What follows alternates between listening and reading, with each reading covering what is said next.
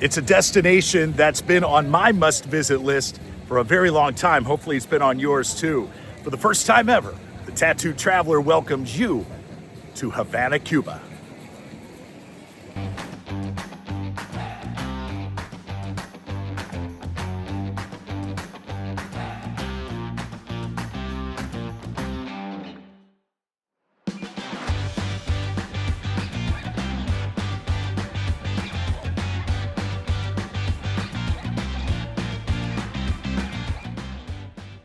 As my American Airlines flight touches down here at Jose Marti International Airport, the excitement is palpable.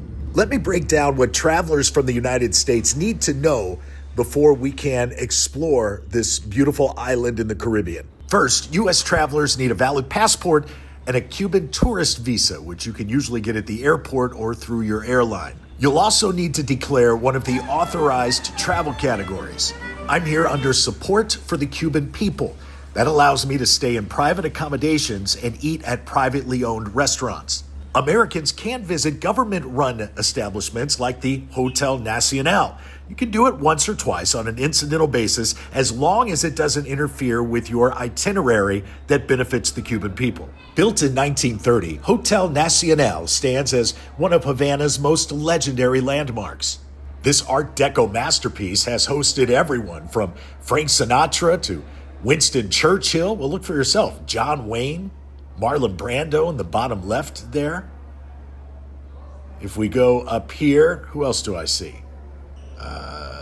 Mickey Mantle, Stan Musial, Walt Disney, wow. And during the Cuban Missile Crisis, the hotel served as headquarters for Soviet officials. But the real magic happens when you step out here onto the hotel's famous terrace. It overlooks the Malecón and Havana Bay. I mean, you're looking out across the same water, the same landscape that has witnessed centuries of Cuban history. Those picture-perfect palm trees swaying in the Caribbean breeze, impeccably manicured gardens. And right over here, vintage cannons from the old Santa Clara battery that once defended the harbor. There's definitely a lot of energy out here, especially when sunset rolls around and locals and tourists gather for some great live music, a couple of cold mojitos, of course. During Prohibition, many Americans would often sail to Cuba specifically for mojitos, white rum, sugar, lime juice, soda water, and yerba buena, that Cuban mint that is essential to an authentic mojito. Been that way since the 19th century. You see what I mean about the energy, right? Havana here is a city that hums with history and resilience. It was officially founded by the Spanish back in 1519, blossoming into a crucial port where the gold and silver of the Americas paused for breath before crossing the Atlantic. Pirates, soldiers, and all sorts of rogues made Havana their playground, and wandering Old Havana's cobblestone streets is like time traveling. You're surrounded by colonial churches, grand plazas, and that pastel-washed, sun-faded architecture that we all dream about in our Instagram feeds. But you've probably noticed it's not all rum and rhythm here. Cuba was a Spanish colony for centuries, and the scars run deep. Havana was shaped by the labor of enslaved Africans and later by the sugar boom that made the city rich, but also made it ruthless. I felt like I was suspended in time. Classic cars cruise past revolutionary murals and vibrant salsa escapes from every window. This is a place that has weathered colonial powers and embargoes, revolutions, and everything in between. And when one feels the need to trade Havana's city rumba for a slice of pure paradise, well, you can whisk off to Varadero Beach, a sun-drenched peninsula just 2 hours east of Havana, but a world apart in vibe and scenery. It's less about political upheaval here, more about leisure.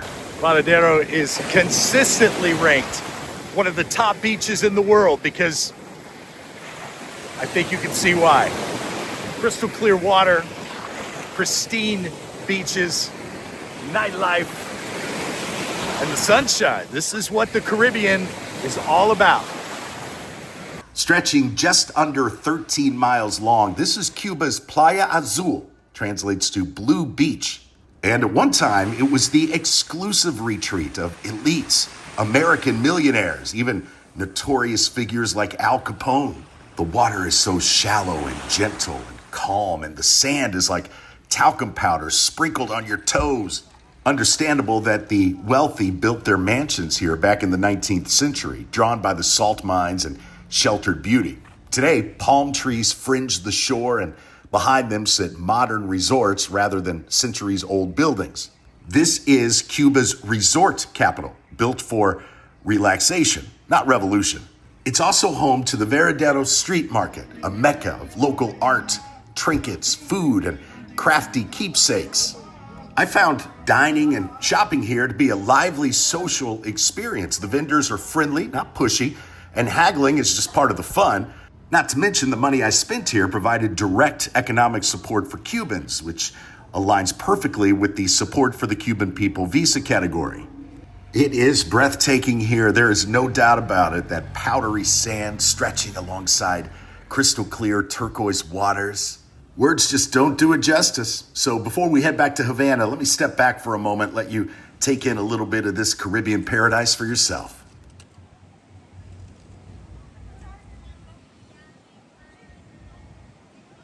Now, as we return to Havana, and when your appetite begins to roar, our guide suggested we dive into the authentic Cuban flavors at Paladar Los Mercaderos.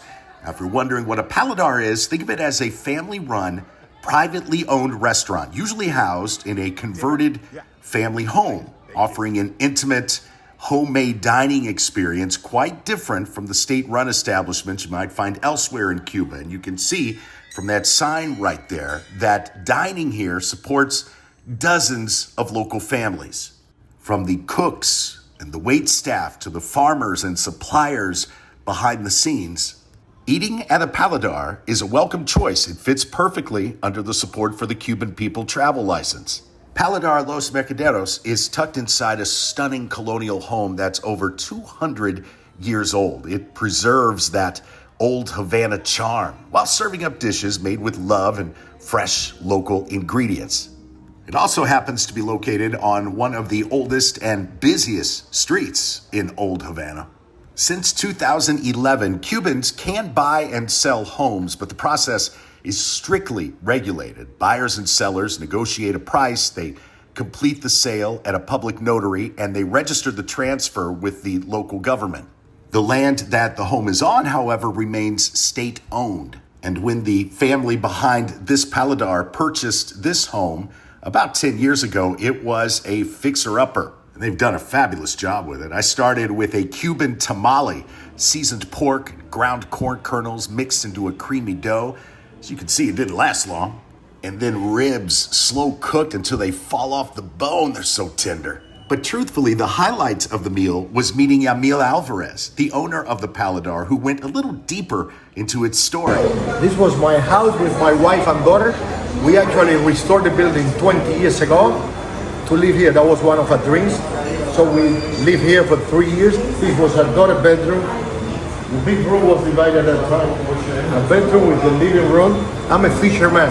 But one day I told my wife, let's turn in a restaurant working with my fishing friends. Big advantage. Working with my countryside relatives and farmers. That's what we are doing. But we actually share with our visitors what we get for the family, you know. Outstanding experience. Thank you so much. A pleasure to have you here.